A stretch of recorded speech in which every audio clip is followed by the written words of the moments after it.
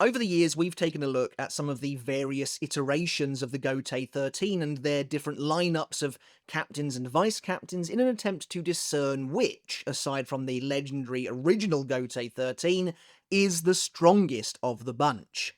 From analysing the Gotei 13 of 100 years ago to settling on the end of series Gotei 13 being one of the weakest of the lot, and yes, deciding that the first set of captains and vice captains we ever met, that of the Soul Society arc, is a genuine powerhouse made up of incredible fighters, we've covered many of the different eras of the Soul Society's major fighting force to date. Now though, it's time to take a look at one of the shortest lived Gotei 13 of them all, and yet it's one that I think leaves quite the impact. Today, we're taking a look at the Gotei 13 of the Thousand Year Blood War arc, specifically of the First Quincy Invasion, and also of the Lost Agent arc. The Thousand Year Blood War arc is a painful time of transition for the Gotei 13, but it's also a time of immense growth. Characters lose their powers or die, seats are left vacant as entire squads are decimated, while others gain incredible strength and abilities throughout the arc. As such, there are multiple different variations of the Gotei 13 found within the final arc alone, which is why it makes sense, I think, to split them out like this. This particular Gotei 13 that we're looking at today, like I said, is also the Gotei 13 of the Lost Agent arc, meaning it's the first iteration of the organisation that we see post-time skip. But what's most interesting about this version of the Gotei 13 found at the start of the Thousand Year Blood War arc is that it finally represents some form of stability. This is the first time every position has been filled since Aizen's defection at the end of the Soul Society arc, and trust me, that stability is very short-lived. This version of the Gotei 13 then presents the Soul Society at its strongest since that time, able to command a full rank of 13 captains and vice captains. This is the version of the Gotei 13 that sees the coming together of Shinigami and Vizard in an official capacity, and the version that battles the Vandenreich when they invade for the first time. Unlike the Gotei 13 lineups of Turn Back the Pendulum or the end of the series, this is jam-packed with characters that we know very well, so it should be easy to get a good understanding of their overall strength. The lineup is full of Soul Society arc familiars such as Yamamoto, Unohana, Kyoraku, Byakuya, Kenpachi, Renji, and Rukia, while reintroducing returning faces like Shinji, Rose, and Kensei. So, there's a lot to look at here. How strong was the Gotei 13 of the Lost Agent arc and the First Quincy Invasion? How does it compare to the other iterations? And just how powerful is a fully stocked Gotei 13 once again? Just as with previous videos of this ilk, we'll be doing a deep dive into the lineup of this Gotei and assessing how it all comes together in the end to form the Soul Society's greatest fighting force. Will the Thousand Year Blood War arc's first lineup of captains and vice captains come out on top, or was their defeat at the hands of the Vandenreich inevitable?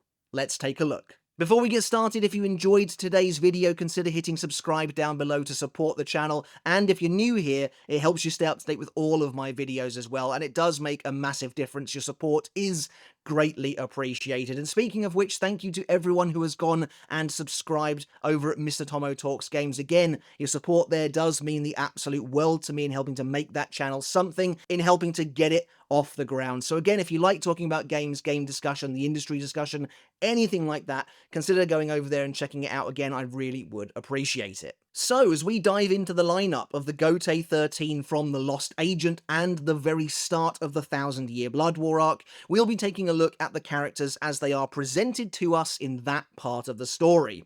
Meaning no power-ups just yet for those headed to the Royal Palace, for example. We'll also only be considering, as we have done every video to date, the duo of Captain and Vice Captain, as they are considered to be the leaders of the Gotei 13, the officers in the top spot, and those that truly represent it. After a brief overview of the Gotei itself as it stood at the time, I want to then dive deeper into each individual division before coming to a conclusion at the end.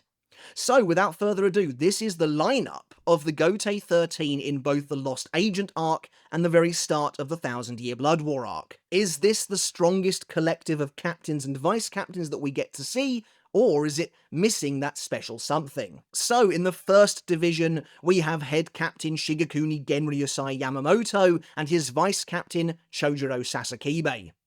In the second division, we have Captain Soifon and her vice-captain Morechio Omaida. In the third division, we have Captain Rojuro Rose Otoribashi and his vice-captain Izuru Kira. The fourth division is made up of Captain Retsu Unohana and her vice-captain Isane Kotetsu. In the fifth division, we have Captain Shinji Hirako and his vice-captain Hinomori Momo. The sixth division is made up of familiar faces Captain Byakuya Kuchiki and Vice-Captain Renji Abarai. The seventh division is made up of Captain Sajin Komomura and his Vice-Captain Tetsuzaimon Iba. The captain of the eighth division is Kyoraku Shunsui and his Vice-Captain is Nanao Issei. In the ninth division we have Captain Kensei Muguruma, Vice-Captain Shuhei Hisagi and Super Vice-Captain Mashiro Kuna. In the 10th division we have Captain Toshiro Hitsugaya and his vice-captain Rangiku Matsumoto, while in the 11th division we have Captain Kenpachi Zaraki and his vice-captain Yachiru Kusajishi. In the 12th division we have Captain Mayuri Kurotsuchi and his vice-captain Nemu Kurotsuchi, while finally in the 13th division we have Captain Jushiro Ukitake and his vice-captain Rukia Kuchiki. So, a quick overview then. My first impressions of this Gotei 13 lineup are good. This is a powerful mixture of old and new, and as I've said before, the quartet of Yamamoto, Unohana, Kyoraku and Ukitake, having them all here is a massive win for any Gotei to have. Losing 3 of those characters by the time we reach the end of this arc means the Gotei 13 suffers enormously in the future. Much like the Gotei 13 of the Soul Society arc, this feels like a very consistent lineup, and while certain characters have yet to reach their full potential, virtually everyone here is, in one way or another, stronger than we've ever seen them in previous iterations. Returning from the Turn Back the Pendulum lineup, the Vizard captains Shinji, Rose and Kensei are all, well, Vizards this time, and have access to holification, even though they rarely use it. Kenpachi Zaraki, while yet to learn the name of his Zanpakuto, is stronger here than he was during the lineup of the Soul Society and Arrancar arcs, having lifted several of his subconscious limiters in battles against Ichigo and Neutra. Meanwhile, Renji, while nowhere near as powerful as he'll soon become, has been training diligently between the end of the Arrancar arc and now. This Gotei 13 finds itself then in a very healthy place overall, but does that tell the full story? Let's take a deeper look. The first division remains almost completely unchanged from how we found them in the Soul Society and Arrancar arcs. A bastion of Shinigami history and military authority that has lasted since the earliest days of the Gotei 13 from over 1,000 years ago.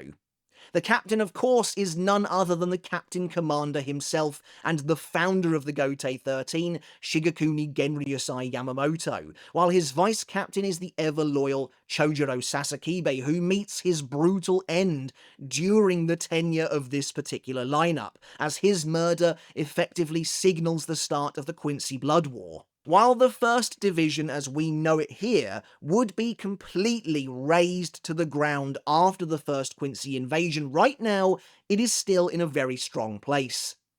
That being said, there are some underlying changes taking place that have even manifested themselves on the outside in some surprising ways. While it's true that Yamamoto softened over the years since he defeated Yhwach Licht Reich Empire, he was irrevocably changed by his meeting with Ichigo Kurosaki, a change that permeated through much of the Gotei 13 itself and really shaped how they would become in the wake of the Arrancar arc. After losing an arm in the battle with Aizen, Yamamoto refused to have it restored, wanting to avoid getting Orihime involved in the conflict, a symbol of not just the changing, growing warmth in the old man's heart, but that same festering weakness that Yuha Bark would later berate before dismantling the Gotei 13 as we know it. Not only that, but the mere fact of missing his arm, as we learned recently in a Club Outside answer, makes Yamamoto generally weaker overall, forcing him to expend much more effort to now control his Ryoryoku flow. But when it comes to Yamamoto, of all characters, these are mostly non-issues in the grand scheme of things. He remains the most powerful, non-transcendent Shinigami of his time, and a complete force of nature. On top of that, Sasakibe is also extremely capable, as we learn during this time period, from his efforts alongside his captain in that first war, to secretly acquiring bankai and more. Even with his changing attitude and missing arm then, the First Division is never stronger than when Yamamoto and Sasakibe sit atop its hierarchy of power. Moving on, there's actually not that much to say about the Second Division, though again they have improved since the last time we saw them. As Soifon tells BG9 during their battle in the second invasion, she perfected her Shunko since her duel with Yoruichi, but she only continues to refine it further after losing her bankai, which happens later. Speaking of her bankai, however, we later see that Soifon is now capable of firing it even when close to death, whereas originally it supposedly used up so much of her strength and power that she could only fire it once every 3 days. So it's likely then that she has trained to become even more skilled at harnessing that immense power, but the question is, when? Did this newfound resilience and the ability to use Jakuho Raikoben even when, presumably, right at the edge of death, come about immediately after the battle with Aizen, or when she disciplined herself and her power in the wake of losing her bankai? Either way, Soifon is in mostly the same spot, but she's definitely become stronger since her time in the Soul Society and Arrancar arcs. Then there's her vice-captain Morechio Omaida, who has historically been a blemish on the Second Division's track record. That being said, while we don't see a lot from Omaida during this portion of the story, there's no doubt his attitude has changed. As we'll later see when the second invasion begins, Omaida is a strong and capable warrior now, willing to stand up to even the most dangerous and terrifying of enemies when his family is threatened. While his abilities may have stayed the same, and really there's no evidence of anything to the contrary, this is a completely different man to the piggish brute we saw in the Soul Society arc, and he and Soifon are even able to work together now to execute on strategies too. In my opinion, this is a definitive upgrade then on the Soul Society arc's Second Division lineup, with these characters iterating on their previous selves in a positive way. The Third Division is a difficult one, but I think on the whole they are in a good spot at this point in the story. After the death of Gin Ichimaru, Rojuro Rose Otoribashi returned to his old post, now a Vizard, and once again became the captain. Now, I'm an unabashed fan of Rose's character, he's my favourite Vizard, but I can't deny the manga hasn't really done him justice, which is par for the course for the Vizard in general, which means there's a bit of narrative dissonance wherever these characters are concerned. Thanks to his holofication, Rose should be exponentially more powerful now than he was 100 years ago, and I'm certain he is, but you wouldn't really know it from the way the manga treats him. That being said, Rose is clearly a skilled fighter, with a powerful Shikai in Kinshara, and a potentially broken Bankai in Kinshara Butoden. While Gin was likely the more dangerous captain overall, we shouldn't underestimate Rose either, even though the manga hasn't really given us a reason not to. The Third Division's current vice-captain is of course Izuru Kira, who has been around since the Soul Society arc. And now again, Izuru is a bit of a weird one. He doesn't seem to receive any kind of power boost at all, and of course his mental state has been seriously damaged since Gin's betrayal. That being said, at the start of the Thousand Year Blood War arc, very briefly, he seems to have overcome that anguish, or at the very least, transformed it into something else. A change that you can see beginning in the Arrancar arc. There isn't a lot to go on for Izuru, sadly. He is almost killed by Basby as soon as the first invasion begins, and then isn't seen for a long time after.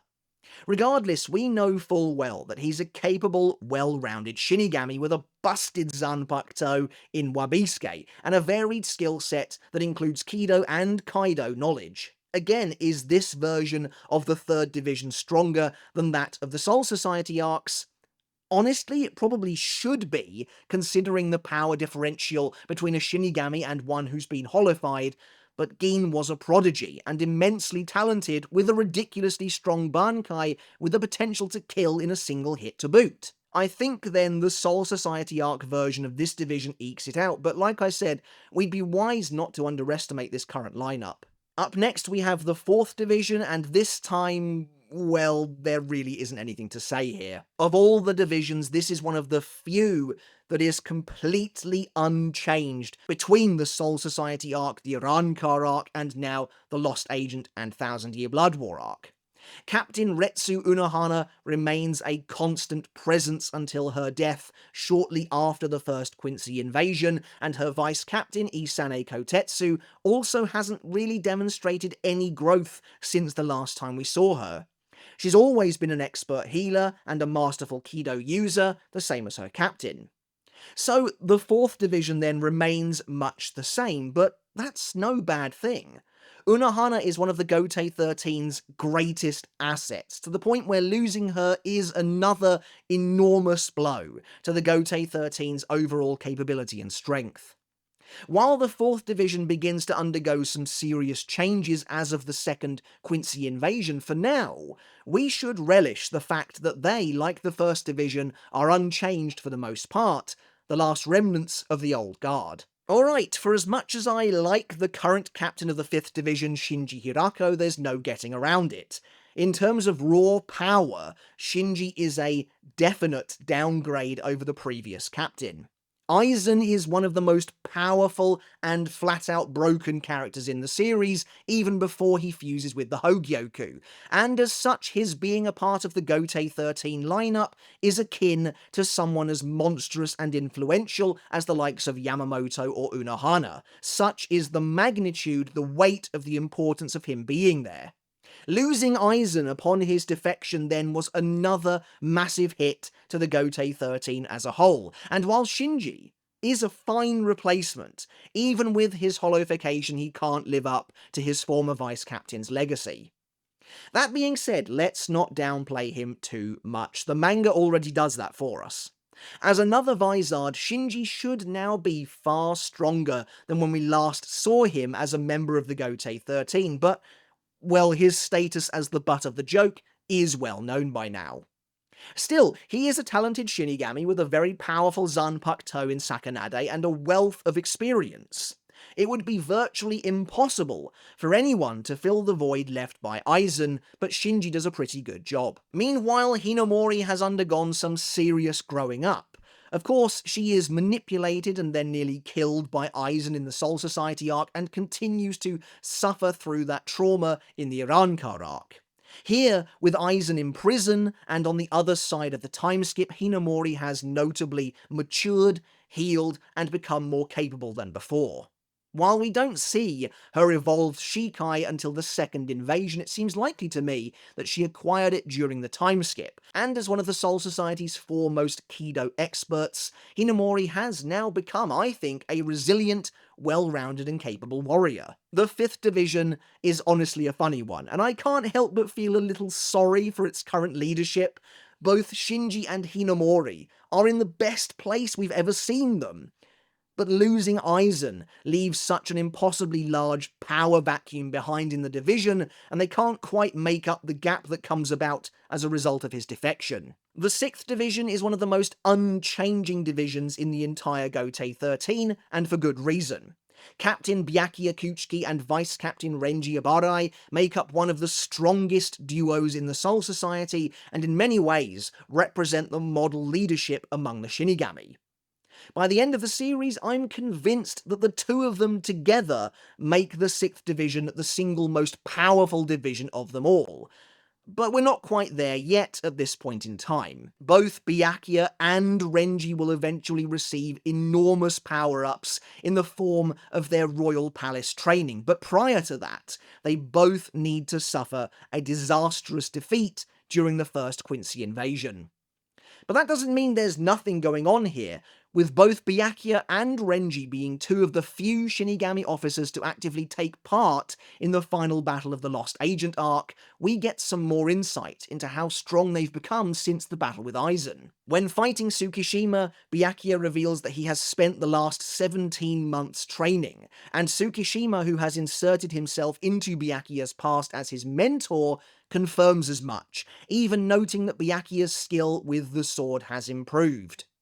Meanwhile, Renji defeats Jackie without even moving from the spot, commenting that he's been training to defeat Aizen. Not that he's reached Aizen's level, of course, but that he has lofty ambitions, and has been training basically ever since the end of that last battle, as noted by Matsumoto, when she realises both Renji and Hisagi are already off honing their skills in the wake of the war. So, this is a nice easy one. Byakuya and Renji are both indisputably stronger than they were in the Soul Society arc, and remain one of the Gotei 13's true stalwarts. Of course, they are only going to get more powerful from here on out, turning the 6th Division into something genuinely divine. Unfortunately, the same can't really be said for the 7th Division, which, as always, goes a bit unloved by Kubo throughout the manga's run. As far as I can tell, the division's captain, who again I am a big fan of, Sajin Komamura, has remained mostly the same since the last time we saw him in both the Soul Society and the Arrancar arcs. A physical strength monster, but that's about it.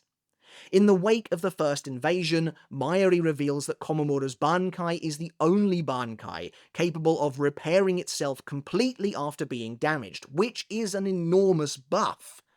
But it's something that's technically been in place for the character for as long as we've known him, and isn't new to this iteration.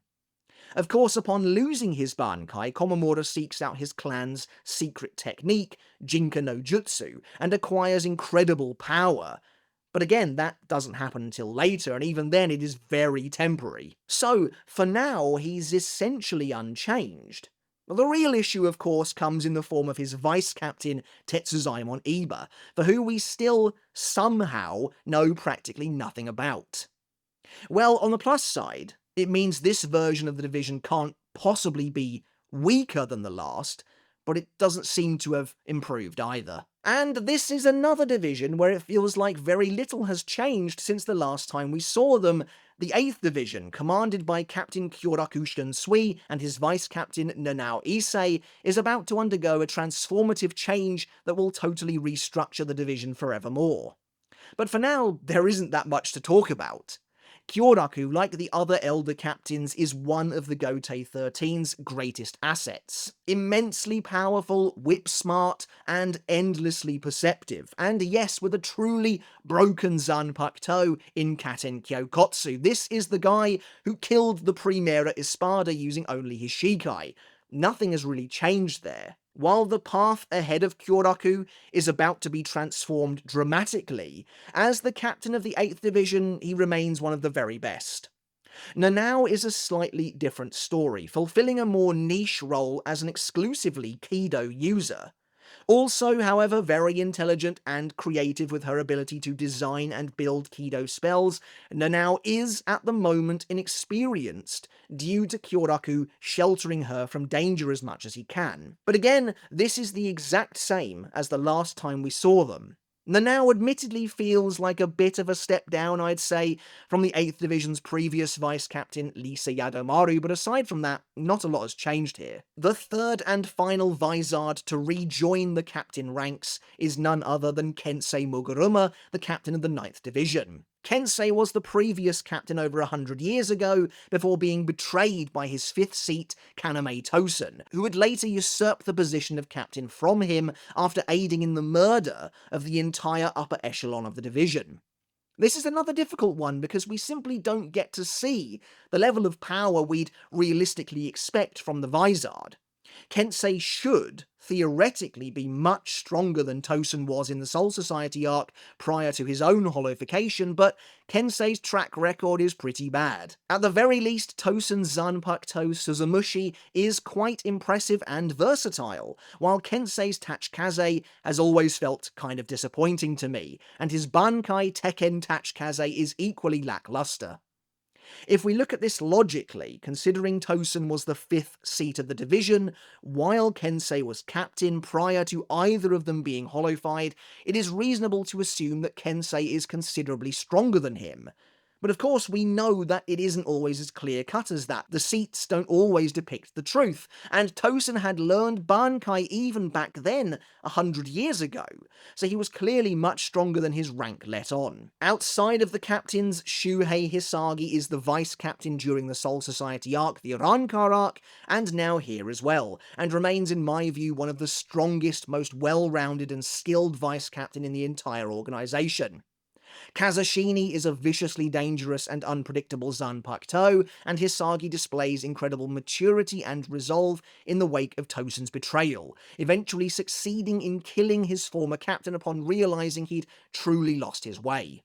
Of course, this portion of the story, the lost agent going into the first Quincy invasion, is before Hisagi begins his Bankai training, so he's only going to get stronger from here. But while Kubo developed a weird hatred of Hisagi and dunked on him at every possible chance in the 1000-Year Blood War arc, the character has also likely grown stronger since the last time we saw him, training with Renji in the immediate aftermath of the war with Aizen. However, this new iteration of the 9th Division has a secret weapon up its sleeve that the previous versions didn't.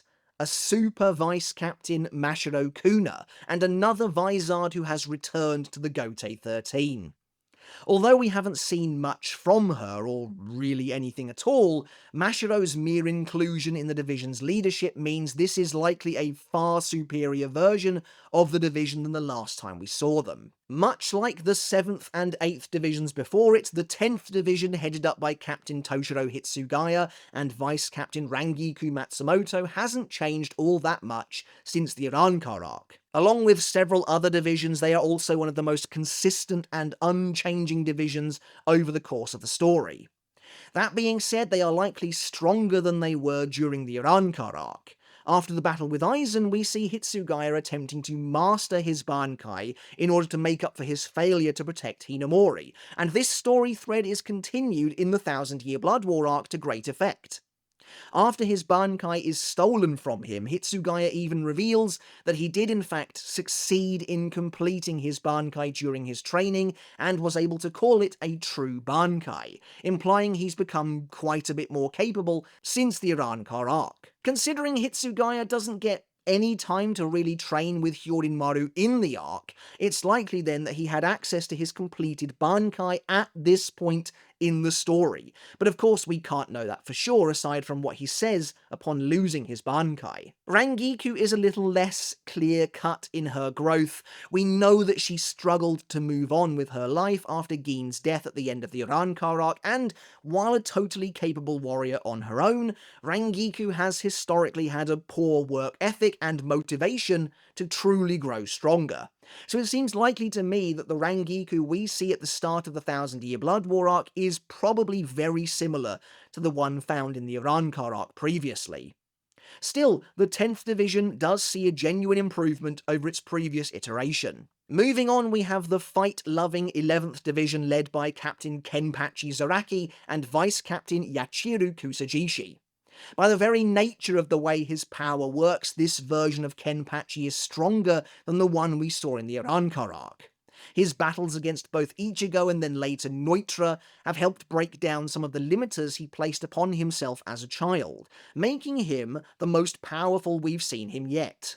Of course, he continues to grow stronger throughout the 1000-Year Blood War arc, eventually unlocking his full, latent power thanks to Unohana's training, even learning Shikai and Bankai as a result. But at this point in the story, there isn't too much to say.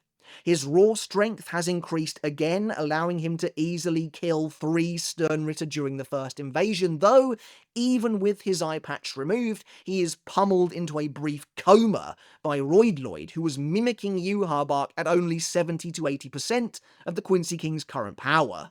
Pre the Almighty. Of course, upon killing Unohana after the first invasion comes to an end, Kenpachi attains an even greater strength. But that's an entirely new Gotei 13 in the wake of the major deaths of Yamamoto, Sasakibe, and Unohana. Meanwhile, Yachiru doesn't really change at all between the arcs due to her nature as a figment of Kenpachi's own power. Though I guess in that sense she becomes stronger as he does, though that's never actually confirmed. Also, she's meant to be the spirit of his bankai, if I remember rightly, so maybe his current power level doesn't really have a bearing on her at all. Either way, much like many of the divisions before this one, due to the sheer nature of character development and the passage of time, the 11th division is the strongest we've ever currently seen it. Alright, and the penultimate division on the list is of course the scientific 12th division, headed up by Captain Mayuri Kurotsuchi and his vice-captain Nemu Kurotsuchi.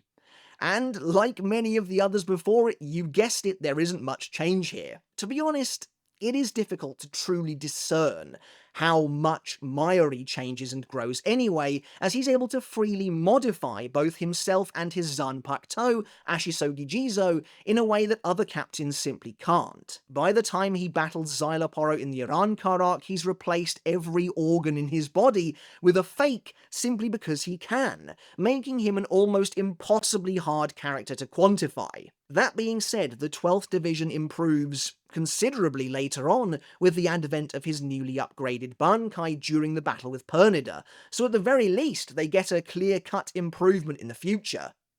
I guess there are certain ways in which Mayuri has grown, I guess, since the Soul Society and Arankar arcs.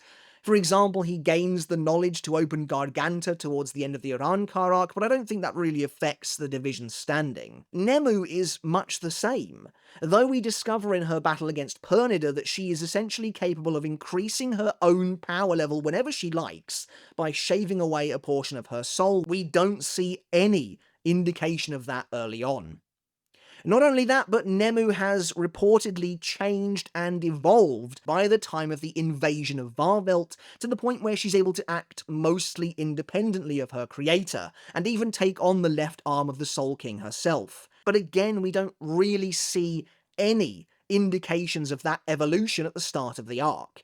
In fact, Nemu is barely in the early stages of the war. So as far as I'm concerned, the 12th division is really the same as it has been throughout the story to date. The real question lies in whether or not Mayuri himself is a substantial downgrade over the division's previous captain Kisuke Urahara, a question the mad scientist would likely despise. But in my opinion, the answer is a likely yes. Having Kisuke as a captain within the Gotei 13 is a power player on the scale and level of Aizen and the Elder Captains, and losing him from their ranks was a huge shame. That being said, based on what we've seen of them, Nemu feels like a much stronger vice-captain, at least physically, than Hiyori. And finally, we have the 13th Division, headed up by Jushiro Ukitake and his vice-captain Rukia Kuchiki.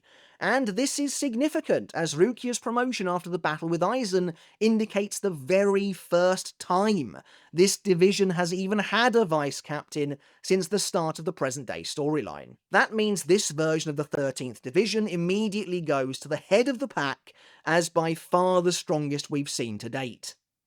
The real question comes from whether or not this version of Rukia is stronger than Kaien was back when he was vice-captain many years prior to the present-day storyline. While Kaien was a prodigy, Rukia has proven herself numerous times, even killing an Espada by herself in the Arankar arc.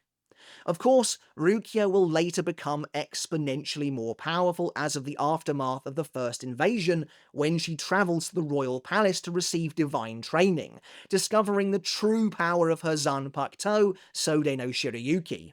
In fact, there's no doubt in my mind that the 13th Division as it stands during the second Quincy invasion, while Ukitake is still around, is the strongest we've ever seen it in the series. And speaking of which, Ukitake is really the wild card here, as he's a captain from whom we have seen very little. But we know he's tremendously powerful. As one of the 4 elder captains and Yamamoto's personal student, Ukitake is immensely skilled, and we later learn that he was supporting his frail and sickly body with an unprecedented amount of Reryoku, enough to essentially carry the efforts of the rest of the Gotei 13 on his back when they attempt to build the gateway to the palace at the end of the arc.